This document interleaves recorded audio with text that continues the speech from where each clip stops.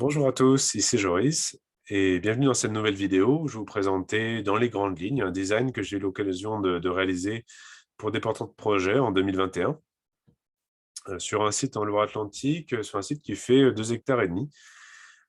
Donc voilà, je vais vous présenter ça dans les grandes lignes en transmettant certaines idées assez originales propres à ce projet que je trouve intéressant de partager ici. Euh, Donc, un grand site, quelques bâtiments centraux, un accès depuis la voie République ici, voilà, avec ces deux allées ici. Et puis, des parties boisées. Alors, un maillage bocagé ici, puis véritablement un bois dans toute cette partie, dans toute la frange est et la frange sud du site. Sur des sites aussi grands que celui-ci, ce qui se pose tout de suite comme problématique, c'est à la fois comment minimiser les distances, les déplacements au quotidien, et aussi comment donner de la structure finalement à cet espace qui est si vaste que oui, on peut facilement se mélanger les pinceaux et puis un peu s'y perdre. Déjà, ce qui était un aspect qui était structurant assez rapidement en allant sur le site, c'est de voir le fait qu'il manquait un certain nombre de haies bocagères, de haies qui permettaient de faire voilà, en périphérie du site. Donc ici, on avait certes un maillage bocager, mais qui était quand même assez clairsemé. Donc ici, un rang d'arbres bocagers. Et puis surtout, dans toute la frange ouest, on le voit ici et là, recréer une haie en double rangée cette fois-ci, avec des arbres et des arbustes donc, de bocage. Alors, on trouve toute la liste, d'ailleurs, ici, sur la légende hein, du plan, avec, comme on le fait très classiquement hein, pour toute haie brise-vent, eh bien, une distinction entre des espèces dites de haut jet, donc des arbres qui vont faire autour de 15 mètres de hauteur à maturité, voire plus, bon, comme le châtaignier ou le chêne rouge, des arbustes dits de bourrage haut, entre 7 et 10 mètres de hauteur à maturité, comme du mostier, et puis enfin des arbustes dits de bourrage bas, entre 3 à 5 mètres de hauteur à maturité, comme la viorne-aubier ou la bourdaine, par exemple. Et donc, c'est cet étagement de végétation qui permet d'abord d'avoir un effet brise-vent important, aussi un aspect brise-vue, et puis d'avoir quelque chose aussi qui, dans le choix des essences, on va prêter attention à l'étalement des floraisons sur les 12 mois de l'année aussi pour les pollinisateurs. Si je reviens à mon plan, un autre aspect structurant, c'était également le fait que dans toute cette partie sud, finalement, l'objectif, c'était de pouvoir faire de l'élevage de chevaux. Donc, penser différents enclos. Bon, ça, c'était une partie qui était laissée au porteur de projet, ce n'était pas ma partie. Par contre, voilà, son souhait, c'était de mettre en place une haie fourragère pour l'alimentation donc des chevaux, sur toute la lisière sud et est, qui permettait en plus de faire une séparation nette avec les boisements, donc on a ici et là, avec une plantation sur un rang, assez dense, hein, avec un pied tous les mètres, ce qui s'explique par le fait que donc, on va tailler très régulièrement ces arbres, hein, c'est véritablement des arbres têtards, qu'on va tailler, tailler, tailler année après année, pour servir donc à l'alimentation des chevaux. Alors, les chevaux pourront déjà en brouter eux-mêmes sur le site, puis c'est du feuillage donc, qu'on pourra récolter une fois par an sur fin d'été, début d'automne, pour être séché et mis en stock finalement pour donner à être mangé aux chevaux au fur et à mesure de l'automne et de l'hiver. Ce qui est un bon complément alimentaire avec évidemment la pâture hein, qu'ils vont trouver entre la partie centrale du site. Donc on va voir comme ça de la pâture, ensuite une haie sur un rang d'arbres fourragers, et puis une clôture, et avant d'arriver sur le boisement. Là, on a la liste des espèces, vous voyez ici. Donc on a 17 espèces différentes qu'on va donc conduire en trogne avec donc le fait d'arrêter la hauteur du tronc à hauteur de environ 1,50 m par rapport au-dessus du niveau du sol, pour que ça soit simple à la fois pour les animaux hein, de pouvoir brouter le feuillage, et également pour que nous, humains, on puisse facilement, année après année, récolter les branchages. Un autre aspect, c'était, donc ça, si je zoome, au niveau de la partie nord, c'était qu'on avait un verger assez clairsemé ici, donc simplement l'idée c'était de le densifier. Alors avec différentes espèces, aziminiers, néfliers d'Allemagne, néfliers du Japon, nashi. Et puis aussi en périphérie, elle est à la fois sur du poirier et du prunier en Bastige, avec beaucoup de fruits rouges même. Donc, le fruit rouge ayant pour biotope hein, la lisière forestière, c'était adapté de le mettre par ici. Beaucoup de choses, bon, là, on trouve des choses assez classiques, hein, du casséier, du cassissier, du framboisier, du groisier à macro, du groisier à grappe. Puis tout un potager mandala. Ça, c'était un parti pris esthétique. Donc, voilà. On est sur un espace qui est assez bien abrité globalement par rapport au vent dominant, qui reste à une distance jugée raisonnable de l'habitation principale, hein, qui se trouve plus en bas. Et puis, qui a aussi l'avantage de pouvoir être alimenté en eau, puisqu'on a un autre bâtiment sur la gauche, à l'ouest, là, dont la récupération des eaux pluviales qui va arriver dans une citerne souple, et puis un groupe de surpression met sa sous-pression pour que ça aille donc bien mettre de l'eau au niveau desservir le terrain. Irrigation qui est réalisée par quelques asperceurs qui sont positionnés donc à l'intérieur de ce potager. Ce qui permet en plus d'ailleurs de pouvoir faire de la programmation et qu'on n'ait plus du tout de travail à faire, ça tourne tout seul via la programmation automatisée donc de l'irrigation.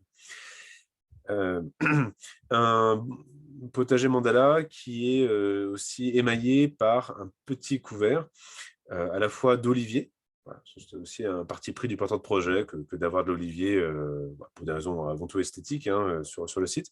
Et puis aussi par des pêchers de vigne, des pêchers de petite taille, qui se prêtent très bien à l'implantation dans un potager qui va avoir un ombrage très, très léger.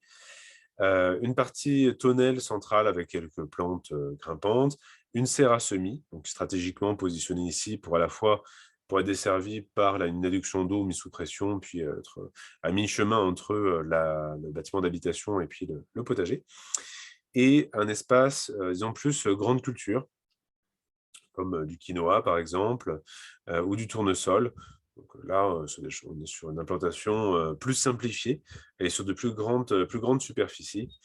Voilà, pour aussi contribuer à l'autonomie alimentaire sur le site. Un peu plus en bas, au sud-est, donc l'idée c'était de mettre en place une implantation circulaire avec très axée sur le fruit. Du fruit donc, adapté à la lisière forestière. Là, on trouve beaucoup de fruits rouges. Et puis également du sureau noir, très adapté à ce genre de situation. Alors, évidemment, plus on s'allait vers l'intérieur du boisement, plus on allait sur des essences de mi-ombre comme le sureau noir, et plus on allait vers l'extérieur, plus vers la luminosité, plus des essences de pleine lumière comme les mûres, les fraises et les framboises. Alors, un autre aspect du projet, c'était l'idée que là, dans la partie ouest, donc toute la phase entrée, il n'y a pas besoin d'avoir une fonction productive. L'idée, c'est de donner de la place à des arbres, des arbustes surtout ornementaux, avec surtout des espèces asiatiques. Ça, c'est un parti pris esthétique. Alors, pour vous montrer quelques-unes des espèces, je vais changer de fenêtre. Voilà. Hop. Donc, on avait de l'arbre aux cloches d'argent, par exemple. C'est une espèce qui est assez méconnue, mais qui est très belle, avec cette floraison très spectaculaire, qui s'étale sur tout le printemps. L'azalée de Chine, aussi avec des couleurs très, très flamboyantes, comme vous voyez ici. De Dias cabra, voilà, qui nous vient également d'Asie de l'Est, ou encore la spirée de Chine, qui est surtout intéressante en plus pour sa floraison hivernale, qui est toujours bienvenue pour les pollinisateurs. Si je reprends le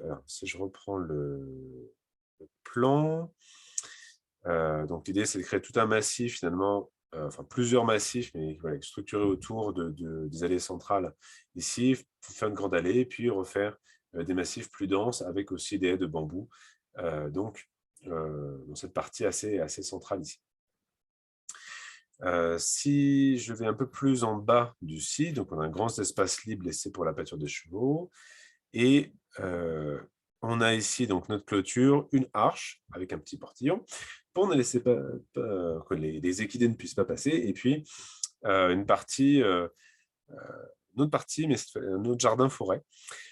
Cette fois-ci, qui a la particularité d'être très ombragé puisqu'on a, voilà, toute une futaie ici, qui est déjà assez haute, hein, c'est de l'ordre de 10 mètres de hauteur, avec une implantation alors d'arbres fruitiers, bah, surtout du noisetier, étant donné qu'on est sur une situation, de mi-ombre assez humide, c'était quand même, l'arbre fruitier par excellence le plus adapté.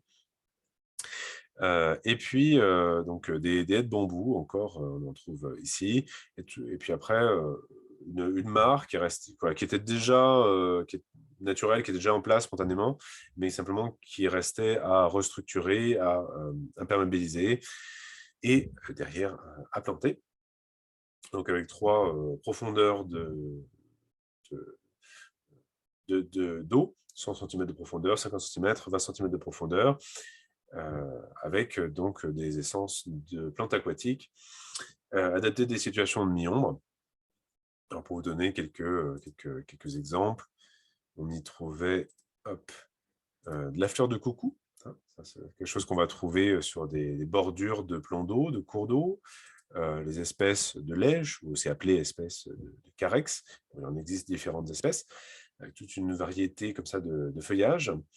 La lobélie, mmh, voilà, qui connaît également plusieurs espèces. Alors, espèces donc très axées sur la fleur, et encore la reine des prés, essence endémique, hein, qui est propre à nos latitudes, qu'on trouve beaucoup spontanément auprès des plans d'eau et des cours d'eau.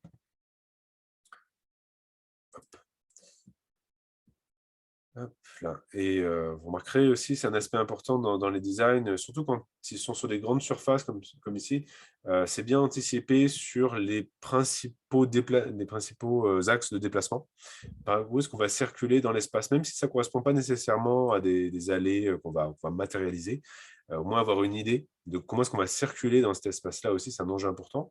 Alors en l'occurrence, aussi dans cette partie au sud, c'est comme le sol devient assez, gadouilleux, en automne-hiver, l'enjeu aussi c'était là pour le coup dans cette partie-là, c'est de décaper la partie superficielle du sol, pour pouvoir mettre de l'écorce, une bonne couche, d'écorce, de bois, différentes essences pour que ça ne glisse pas, que ça ne devienne pas de la gadoue, et puis que ça puisse marquer d'un point de vue aussi esthétique, où est-ce qu'on circule dans cet espace.